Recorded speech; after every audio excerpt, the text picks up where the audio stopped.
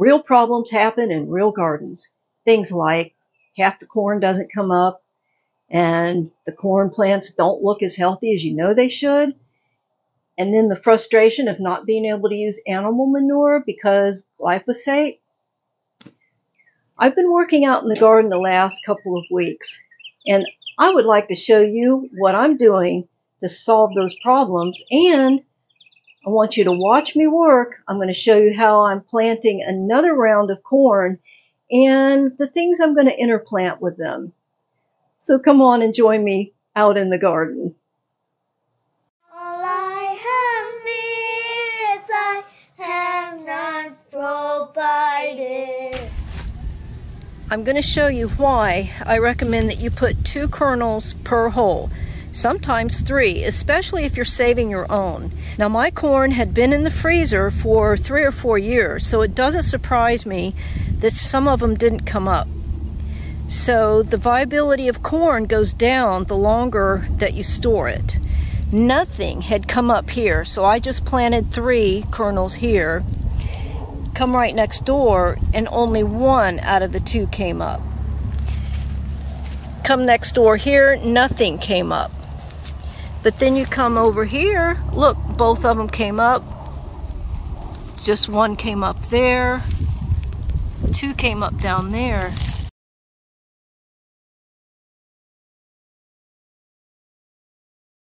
It's okay if they're not quite ripe all at the same time, because if you're like me, you're going to be going through your garden and checking your corn when they get to that stage where you want to pick it. If you want your corn to be perfectly sweet and full, you're going to be watching it pretty darn carefully. You know, with any good science experiment, you only try one thing at a time. But my corn is at the point where I need to try everything I can. This is my first year of using fish emulsion. It is approved for organic gardens. Shake well before using and dilute 4 tablespoons per gallon. So, you know what? I'm eyeballing it. Ooh, it's yucky on top.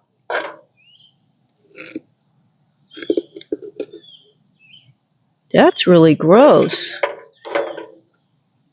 I think I need to shake it up more. Okay, here he goes. Now this is a 2-gallon can here. So I'm pretty confident that the fish emulsion is going to work. At least I'd really, really hope it will.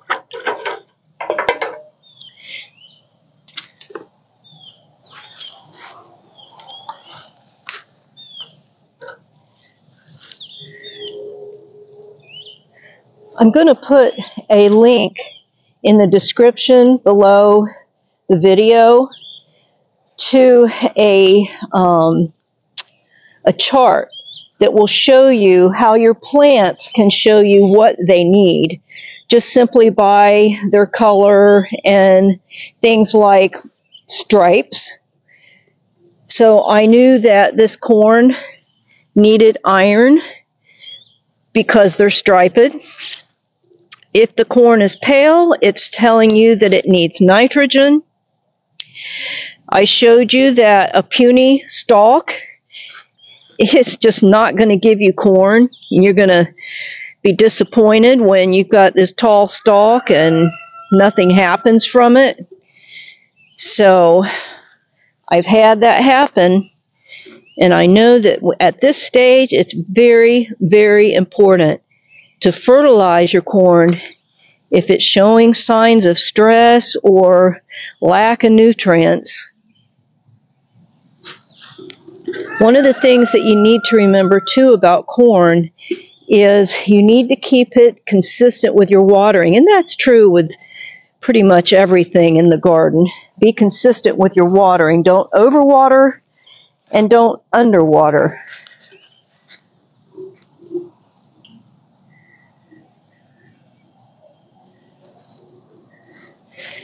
You know, there's a lot of things that you learn even if you've been gardening for years and years, like I have. I've been gardening for over 25, and this year is no exception,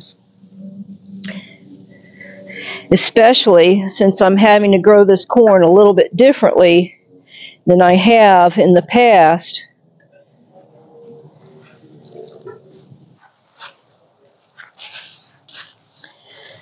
So just like I showed you in the first video, I'm just going to pull a little ditch here, no more than 2 inches deep.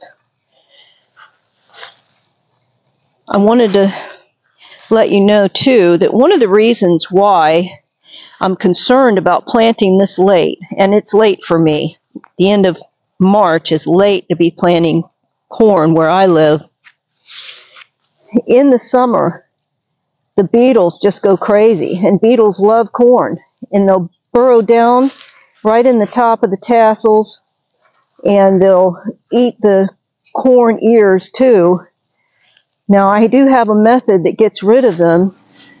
Another common insect that we get that seems to increase with the summer heat is moths.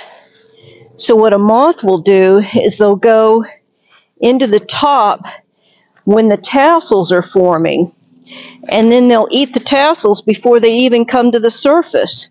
And you might not even catch that there's moths having a nice good meal until there's no tassels.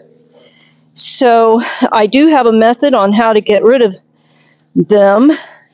So hang tight for another stage of how to care for your corn. Now, one thing that I have learned from the first corn that I showed you that I planted, and the problem that I've had, is that they're showing real early signs of stress and not being healthy.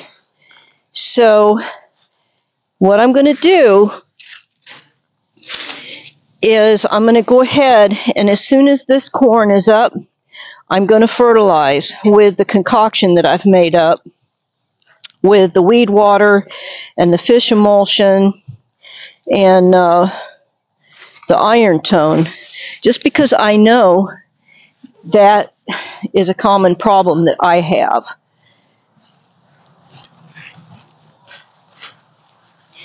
The other thing that I'm going to do soon is I'm going to plant peanuts in the middle beds, because the peanuts are not going to interfere with the corn that's growing.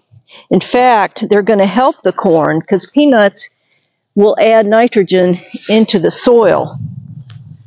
And they don't really care if they get a lot of light until it's time to cut the corn down. And I cut it down first. I don't pull it out. And you'll see that in the later videos. Another concern of mine is planting peas this late.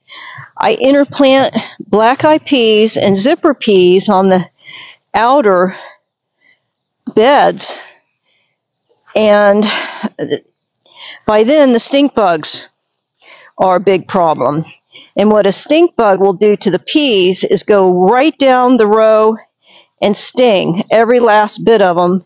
And I'm sorry, I cannot eat a pea that has that spot in it, because I just can't.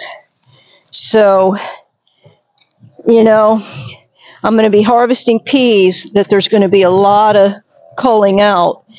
And that concerns me, because I eat a lot of legumes because of my diet. And even before my diet was limited, a lot of my calories came from the garden here. And even when I was raising my big family, most of our lunches were strictly from the garden. We ate peas a lot. Black-eyed peas, zipper peas, beans. And so, you know, I've encountered these pests over the years, and it really does concern me. But at this point, there's really nothing I can do except pray. So here's a close-up of how I plant corn. I put 2 seeds 12 inches apart. When those seeds come up, then I will determine which plant to keep according to which looks the healthiest. Now all I got to do is cover them up.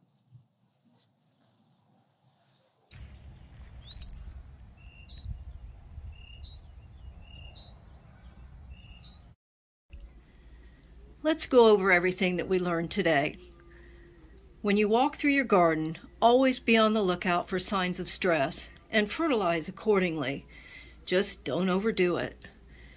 If you want to grow more than one kind of corn, then stagger the planting. If you'll look at my video called Grow Corn Stage 1, How to Plant Corn, I explain very thoroughly how and why you can do that. Legumes, such as peas and peanuts, are great for your corn. Use the space and let them grow together. And be willing to learn and adjust your approach. I've had to after all these years. And most of all, don't give up.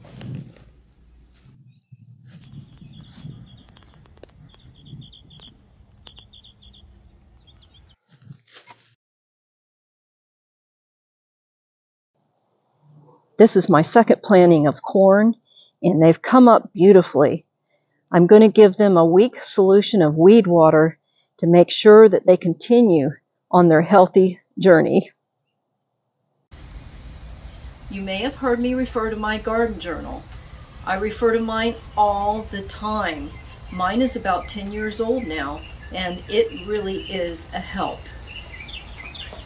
I've made one for you to print out, or if you want to do an electronic version like I have, both versions are found in my Etsy shop. Thanks for watching. I hope it was helpful. Great is thy faithfulness, Lord, unto me.